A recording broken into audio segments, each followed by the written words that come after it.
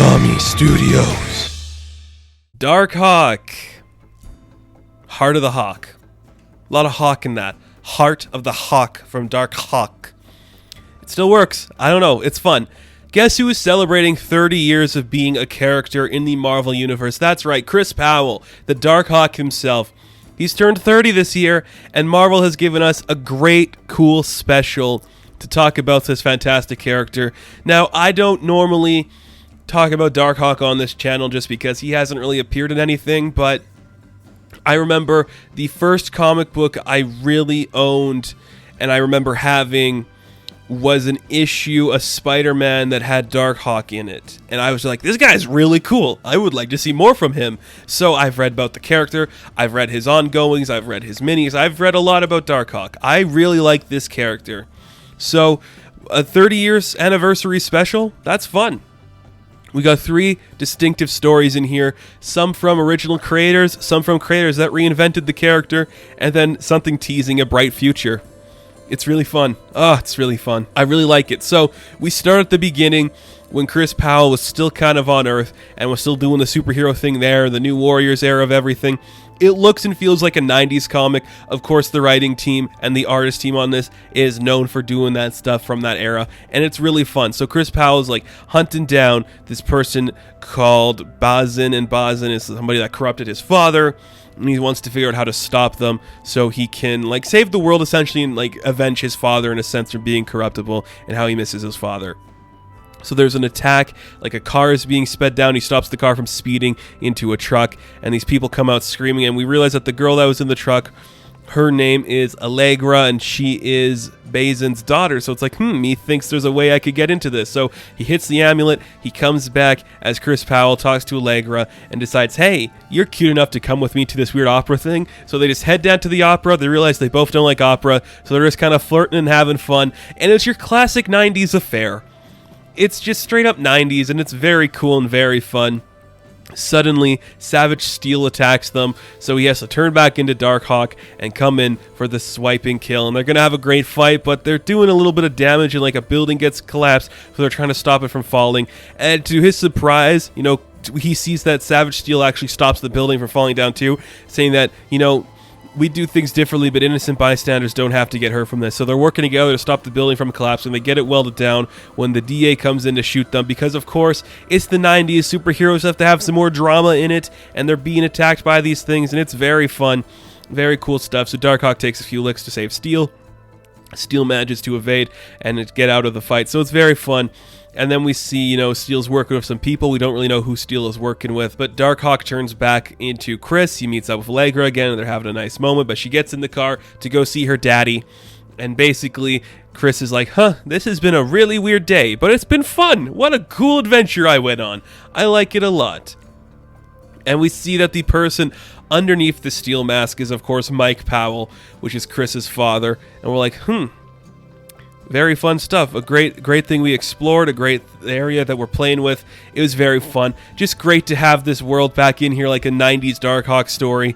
Very cool to see that and explore it. Of course, Danny Fingeroff, I think is his name.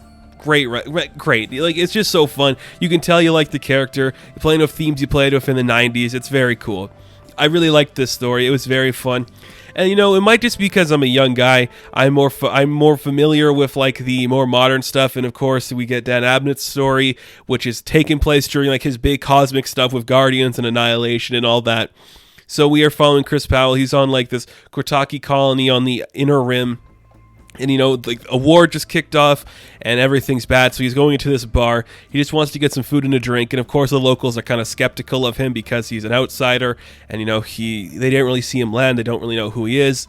And of course this is during the events when some of the heroes of Earth are dead, so like Nova or Star-Lord, they're all dead.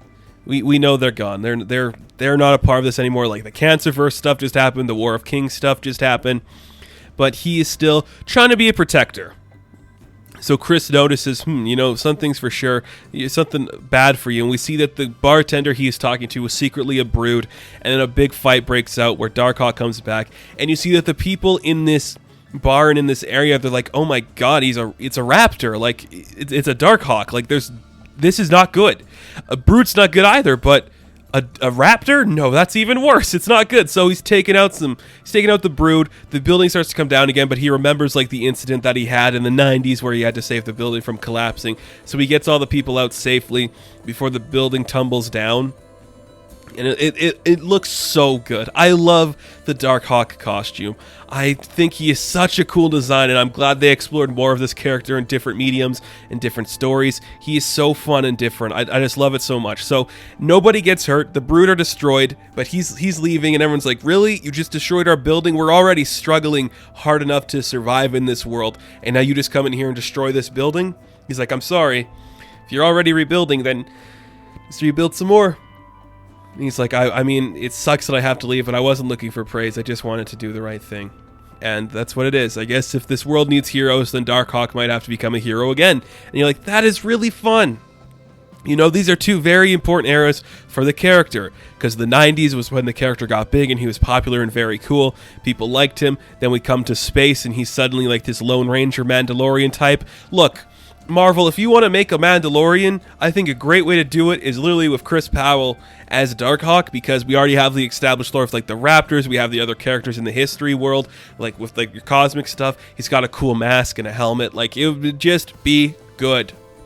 Mandalorian, but Darkhawk. That'd be really cool. That'd be sick. So then we cut to the present day with writer Kyle Higgins, which of course he does this. He did some Power Ranger stuff. He did some Ultraman stuff. He's doing Radiant Black. This is right up the guy's alley, like the amulet, the magic thing with a bunch of colorful characters. It works so well for him, and we'll get to that at the end here, but we see that Chris Powell's an older man now. He's thinking, was I ever a good hero? He's at like the edge of this world. He's kind of like talking into this like communicator. It's kind of like recording a captain's log pretty much. And it's a thing called like the Shadow War. Basically, it's a thing that's going to destroy like millions of things in existence, and he might be able to stop it, but his ship's dying, and he's not using the amulet. He's just trying to like tell us stories like, you know what, I tried. I genuinely tried to do the right thing. I hope that it worked out.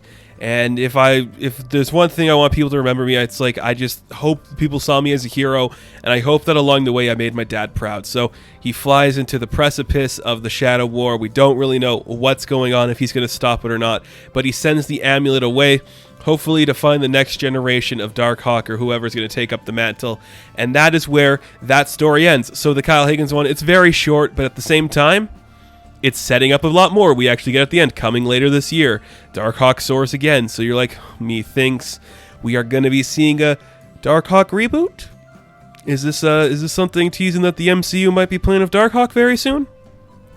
Either way, it's fun. I really enjoyed this story. Just seeing some cool Darkhawk stuff was fun from every era where the character mattered, and setting up a bright future where Chris Powell is kind of like letting the past go and embracing that maybe he wasn't the perfect hero or the perfect son, but he tried his hardest, and now the next generation can come in, potentially save him. I wonder if this is going to become like a Richard Rider, Sam Alexander situation where there's like Kid Nova, Kid Darkhawk, and then the grown-up one.